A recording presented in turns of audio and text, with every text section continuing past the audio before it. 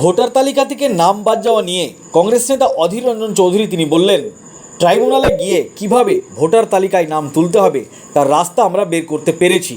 কারণ আমাদের ফারাক্কার কংগ্রেসের প্রার্থী মাহতাব শেখ, তার নাম ডিলিট হয়ে গেছিল। আমরা সুপ্রিম কোর্ট করেছিলাম, মহামান্য সুপ্রিম কোর্টের আদেশে ট্রাইব্যুনাল বসিয়ে মাহতাব শেখের নাম ট্রাইব্যুনাল থেকে ভোটার লিস্টে উঠানো হয়েছে এবং তিনি বর্তমানে কংগ্রেসের প্রার্থী ফারাক্কা বিধানসভা কেন্দ্রে। এটাতে আমরা নিশ্চিত যে ডিলিট হয়ে যাওয়া ভোটারের নাম ভোটার লিস্টে তোলা যাবে।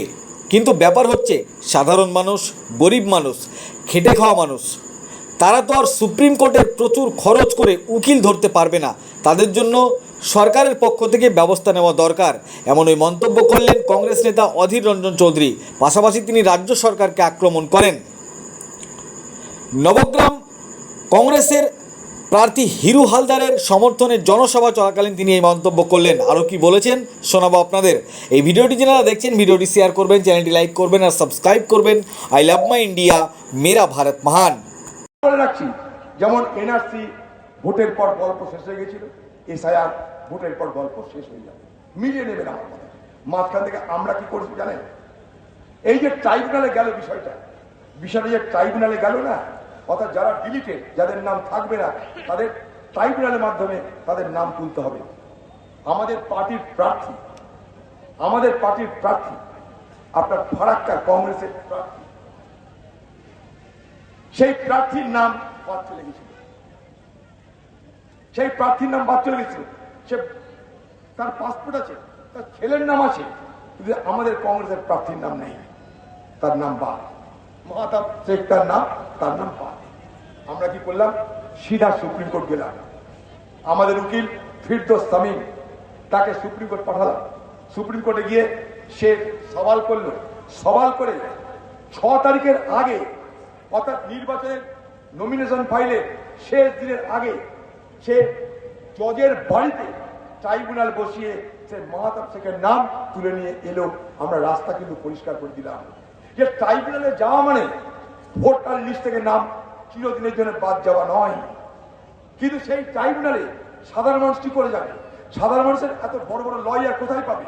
সাধারণ মানুষ লয়ারের পয়সা কি করে যোগাবে? তার জন্য কিন্তু কোনো ব্যবস্থা নেই। বাংলার মুখ্যমন্ত্রী চুপ করে বসে আছে। তাই কি তিনি জানেন যে ভোটের সময় এই বিষয়টাকে দিয়ে বাজার গরম করে আমি ভোট আদায় করে নিব, তারপর যে যা করিস করে খা। তারপরে বলে তোরা করে খা, এই করে খা তোরা। এই মানসিকতা থেকে যারা সরকার চালায় তাদের কাছে আমি আপনি কি আশা করতে পারি? তাই জেনে রাখবেন, কংগ্রেস যেমন দিল্লিতে তেমন পশ্চিমবঙ্গে আপনাদের এই লড়াইয়ে শুধু সামিল হওয়া নয়, সক্রিয়ভাবে অংশগ্রহণ করে আপনাদেরকে আমরা আগামী দিনে যারা ভোট দেওয়ার অধিকার থেকে বঞ্চিত হচ্ছে তাদের জন্য সুব্যবস্থা করেই ছাড়বো। এবং তার পথ আমরা তৈরি করে ফেলেছি। মাহতাব শেখকে আমরা নির্বাচনে অংশগ্রহণ করতে এবং সেই সুবাদে ভোটার লিস্টের নাম তুলে এবং সেই সুবাদে তাকে কংগ্রেসের প্রার্থী করার মধ্য দিয়ে যে রাস্তা আমরা তৈরি করে দিয়েছি, সেই ওই রাস্তা ধরে আমরা ট্রাইব্যুনালে গিয়ে একের পর এক মানুষের ভোটার লিস্টের নাম আমরা সম্মিলিত করব। এই ভরসা রাখতে রাখা, আমরা মানুষের কাছে মিথ্যা কথা বলি না, সৎবাজি করি না। আজকে তৃণমূল, আজকে তাদের দোষে, আজকে তাদের আমরা নির্বাচন কমিশন মানুষের ভোট দেওয়ার অধিকার কেড়ে নেবে, আমরা জানতাম। যদি জানতাম তাহলে সতর্ক হলাম না কেন? যদি জানতাম তৎপর হলাম না কেন? এখানকার বিডিওরা তারা তো জানে যে একটা মুসলমান লোকের নাম শেখের বানানটা কি তারা জানে। একটা হিন্দু লোককে কখনো আমরা চট্টোপাধ্যায় বলি, কখনো চ্যাটার্জি বলি, সেটা এখানকার অফিসাররা তো জানে।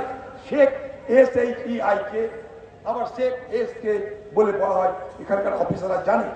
মোহাম্মদ 2-3 রকম করে উচ্চারণ করা যায়, এখানকার অফিসাররা জানে। তারা কেন এখানকার মানুষকে সহযোগিতা করলো না? ছোট্ট বানান ভুলের জন্য আজকে লাখ লাখ মানুষের ভোটার লিস্ট থেকে নাম চলে গেল। আমি তাই দাবি করেছি মমতা ব্যানার্জির কাছে। কি দাবি করেছি? আমি মমতা ব্যানার্জির কাছে খোলা মঞ্চে দাবি করেছি, মিডিয়ার সামনে দাবি করেছি। আমার কথা ন্যাশনাল মিডিয়াতে পর্যন্ত দেখানো হয়েছে। আমি কি বলেছি? আমি বলেছি যে নির্বাচন তখনই অবাধ হয় গণতন্ত্র তখনই অবাধ হয় যখন সেই গণতন্ত্রের মূল হাতিয়ার নির্বাচন, সেই নির্বাচনে মানুষের ভোট দেওয়ার অধিকার সুরক্ষিত হয়, তখন নির্বাচন অবাধ হয়। এমন একটা নির্বাচন হচ্ছে যেখানে লক্ষ লক্ষ মানুষের ভোটার লিস্টের নাম থাকছে না, তাহলে কি করে সেই নির্বাচন অবাধ হতে পারে? তা সেই নির্বাচনকে স্থগিত করা হোক, যতক্ষণ পর্যন্ত না প্রত্যেকটা ভোটারের নাম নির্বাচনের ভোটার তালিকায় সম্মিলিত হচ্ছে, অন্তর্ভুক্ত হচ্ছে, ততক্ষণ পর্যন্ত নির্বাচনকে স্থগিত থাকার দাবি আমি করেছিলাম। বাংলার মুখ্যমন্ত্রীর কাছে তার জন্য আমি প্রস্তাব দিয়েছিলাম, শোনা হয়নি, শুনবে না। তার কাজ এখন হাওয়া গরম করো, হাওয়া গরম করো। এই যে বাংলার মুখ্যমন্ত্রীর নাটক আপনারা দেখছেন, যখন আমরা বললাম ওয়াকফ সম্পত্তির যে আইন, সে আইনকে বাংলায় চালু হতে দিও না, তখন আমাদেরকে বলছে দিল্লিতে গিয়ে তোমরা ওয়াকফ নিয়ে কথা বলো। কেন দিল্লিতে গিয়ে কেন বলবো? পশ্চিমবঙ্গে বলার জায়গা নয়, এখানকার মুসলমানদের ভোট নিবি তুই, আর তাদের কথা দিল্লিতে গিয়ে বলতে হবে, তা তুই আবার দিল্লি গিয়ে ভোট চা বাংলা।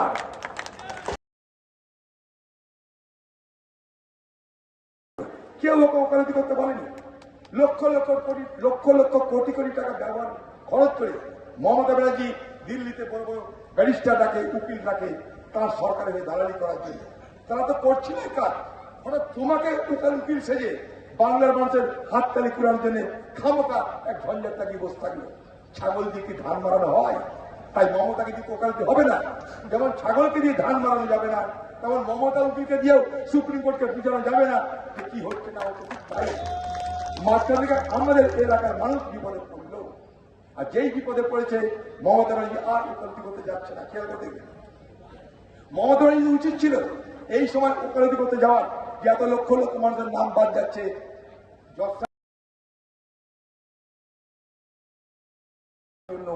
সব সময় ষড়যন্ত্র করে চলেছে। তাই এসআইআর বাতিল হোক সবাই ছিল, স্লোগান ছিল কংগ্রেস পার্টি। সেদিন কিন্তু মমতা ব্যানার্জি কংগ্রেসকে সমর্থন করেনি।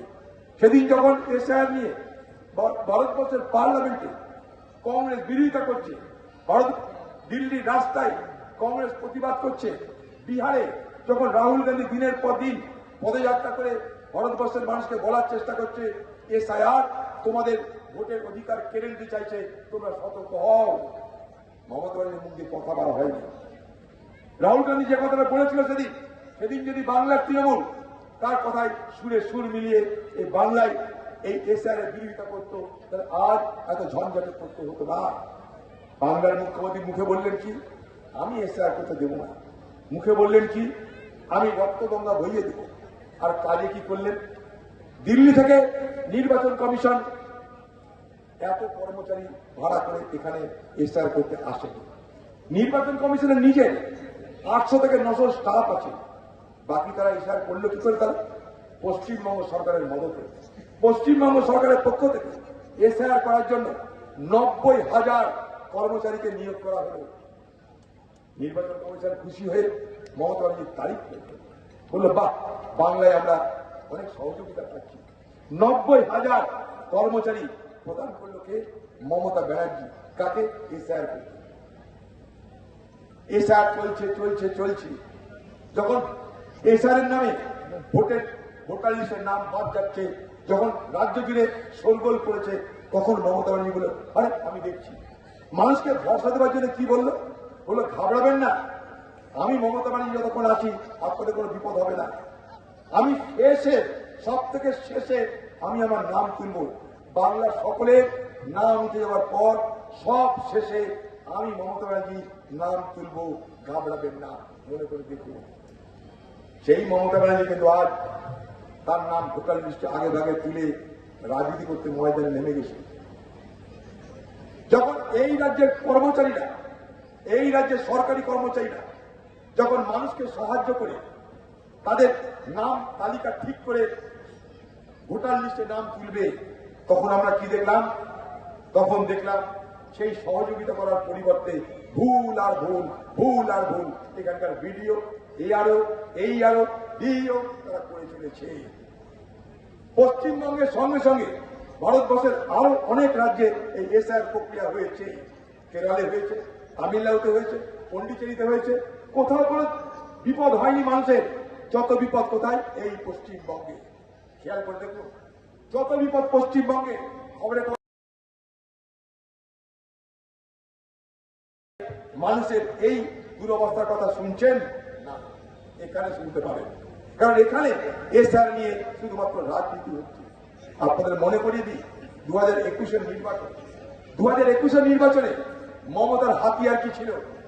উন্নয়ন মমতার হাতিয়ার ছিল না, চাকরি মানুষের হাতিয়ার ছিল না, মানুষের সেবা মমতার হাতিয়ার ছিল না। মমতার হাতিয়ার কি ছিল? এনআরসি।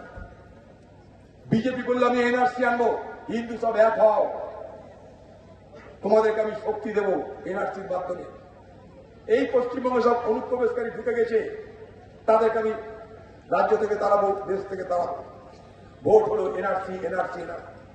দিদি দেখলো যখন মোদী এনআরসির পক্ষে কথা বলছে হিন্দু ভোটকে এক করার জন্য, দিদি তখন ময়দানে নেমে ইনশাল্লাহ বলে, আসসালামু আলাইকুম বলে বলতে, আমি আপনাদের সঙ্গে আছি, মুসলমানরা ঘাবড়াবেন না।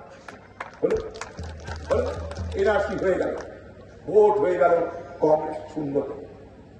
ভোট যখন চলছে তখন আমি বলেছিলাম এই এনআরসির গল্প নির্বাচন পর আর থাকবে না, এনআরসির গল্প নির্বাচনের পর থাকবে না। আমি মুর্শিদাবাদ মানুষকে একবার নয় 1000 বার বলেছিলাম, এই এনআরসি কে সামনে রেখে শুধুমাত্র ভোট হবে, ভোটের পর এনআরসির গল্প থাকবে না। বাংলার মানুষ এনআরসি হয়ে গেছে, মোদী ভোট নিয়ে দিল্লি, দিদি ভোট নিয়ে কলকাতা। আর দ্বিতীয়বার কখনো মোদী বলেছে এনআরসির কথা? আর দ্বিতীয়বার কখনো দিদি বলেছে এনআরসির কথা? না। ভোট শেষ, গল্প শেষ।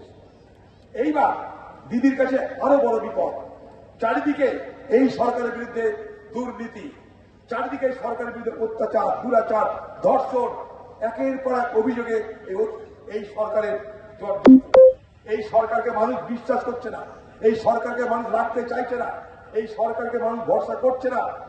কি করে করবে? মেহনত করে পড়াশোনা করেছে, চাকরি পেয়েছে, শুধুমাত্র ঘুষ দিতে না পারার জন্য তার চাকরি থেকে সে বঞ্চিত হয়েছে, তার চাকরি ফিরে দেওয়া হয়েছে। এই জায়গায় দাঁড়িয়ে যখন বাংলার মানুষ সিদ্ধান্ত নিয়েছে তৃণমূলকে খেলাবো বাংলা থেকে, তখন দিদি দেখলো আমার তো একটা হাতিয়ার দরকার। যেমন এনআরসি ছিল তার হাতিয়ার, এখন এসআইআর তার হাতিয়ার। কিন্তু সে একবার বলছে না যে সে কি চালাকিটা করেছে। আপনারা সবাই জানেন, খামোখা কেউ না বলতে চলে গেল সুপ্রিম কোর্ট, উকিলের ড্রেস গায়ে দিয়ে ওকালতি করতে লেগে গেল। মমতা উকিল হলো, কোকিল কণ্ঠে সুপ্রিম কোর্টকে বুঝাচ্ছে আমি কত কি তোমাদের জন্য করে দিলাম, দেখো। এবার সুপ্রিম কোর্ট মমতা ব্যানার্জির তর্ক শুনে, মমতা ব্যানার্জির প্রস্তাব শুনে বলো ঠিক আছে, আপনার যখন এতই ভরসা নেই, এতই যখন আপনার নিজের ক্ষমতা নেই বলে বলছেন, তাহলে আমি এক কাজ করছি, আমি তো কোর্টের মাথা, আমি আমার কোর্টের সব বিচারকদের আপনার কাজে লাগিয়ে দিচ্ছিলেন। আমি আমার কোর্টের বিচারকদের সব নির্বাচনের তালিকা তৈরি করতে, সংশোধন করতে লাগিয়ে দিলাম। অর্থাৎ এসআইআর প্রক্রিয়া চলে এলো বিচারাধীন আওতায়, আন্ডার অ্যাডজুডিকেশন। অর্থাৎ বিচারকরা ঠিক করবে যে ভোটার কার নাম থাকবে, কার নাম থাকবে না। আরেক বিপদ দেখুন,